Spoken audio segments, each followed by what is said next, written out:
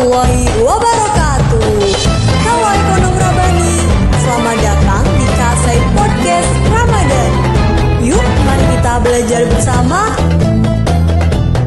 Assalamualaikum warahmatullahi wabarakatuh. Halo ekonom Rabani, perkenalkan nama saya Dwi Septianingsih. Pada kesempatan kali ini saya akan menyampaikan podcast terkait tokoh ekonomi Islam Abu Yusuf. Abu Yusuf dalam literatur Islam sering disebut dengan Imam Abu Yusuf Yaqub bin Ibrahim bin Habib al-Ansari al-Jalbi al-Kufi al-Baghdadi. Secara historis dapat diketahui bahwa Abu Yusuf hidup pada masa transisi dua zaman kekhalifahan besar dalam Islam, yaitu pada akhir kekuasaan Bani Umayyah di Damaskus dan masa Bani Abbasiyah, di mana kekuatan utama pemikiran dari Abu Yusuf adalah dalam masalah keuangan publik. Dengan daya observasi dan analisisnya, Abu Yusuf menguraikan masalah keuangan dan menunjukkan beberapa kebijakan yang harus diadopsi bagi pertumbuhan ekonomi dan kesejahteraan rakyat. Beliau melihat bahwa sektor negara sebagai satu mekanisme yang memungkinkan warga negara melakukan campur tangan atas proses ekonomi. Abu Yusuf sendiri juga melakukan beberapa macam mekanisme. Yang pertama yaitu mekanisme terkait menggantikan sistem wasifah dengan sistem muqasamah.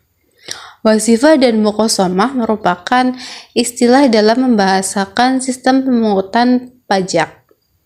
Wasifah memberikan arti bahwa sistem pemungutan yang ditentukan berdasarkan nilai tetap, tanpa membedakan ukuran tingkat kemampuan wajib pajak, atau mungkin dapat dibahasakan dengan pajak yang dipungut dengan ketentuan jumlah yang sama secara keseluruhan. Sedangkan muqasamah merupakan sistem pemungutan pajak yang diberlakukan berdasarkan nilai yang tidak tetap atau berubah dengan mempertimbangkan tingkat kemampuan dan persentase penghasilan atau pajak proporsional, sehingga pajak yang diambil dengan cara yang tidak membebani kepada masyarakat. Kemudian penetapan yang kedua itu terkait membangun fleksibilitas sosial. Problematika muslim dan muslim juga tidak lepas dari pembahasan Abu Yusuf, yaitu tentang kewajiban warga negara non-muslim untuk membayar pajak. Abu Yusuf sendiri memandang bahwa warga negara sama di hadapan hukum, sekalipun warga tersebut beragama non-Islam. Kemudian penetapan yang kedua itu terkait membangun sistem politik dan ekonomi yang transparan. Menurut Abu Yusuf, pembangunan sistem ekonomi dan politik mutlak dilaksanakan secara transparan, karena asas transparan dalam ekonomi merupakan bagian yang paling penting guna mencapai perwujudan ekonomi yang adil dan manusiawi. Kemudian mekanisme yang keempat yaitu menciptakan sistem ekonomi yang otonom.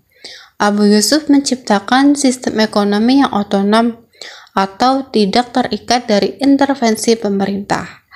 Perwujudannya nampak dalam pengaturan harga yang bertentangan dengan hukum supply dan demand.